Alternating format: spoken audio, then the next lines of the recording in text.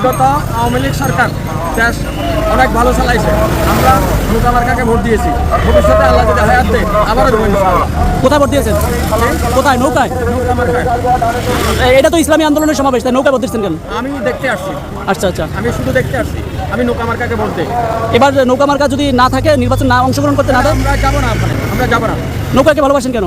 আমরা এই দলকে আমাদেরকে অনেক রাস্তাঘাট, বয়স্ক ভাতা, বিধবা ভাতা, স্কুলের উপযোগিতা সরকার দিয়েছে। এটার উপর আমরা অনেক সন্তুষ্ট আল্লাহর রহমতে। তাই এখানে আজকে সমাবেশে আসছেন কোথা থেকে? এর থেকে কেন আসছেন? শুধু দেখতে আসছি। কি মনে করছেন যে নৌকা কি আবার আসবে আপনার নৌকা? এখানে মনে করেন যেই আইনের ধারাগুলো দিয়েছে, আওয়ামী লীগের কোনো আপনার উকিল, প্লেস্টার, এরা সব এখন কিছু গৃহবন্দী আছে, কিছু আলাদা কাছে, কিছু জেলখানা আছে। ওনাদেরকে যদি স্বীকৃতি দেয় কোনো একদিন আসবে ইনশাআল্লাহ। সর্বশেষ আল্লাহর রহমতে নৌকা মার্কা আবার জয়যুক্ত হবে।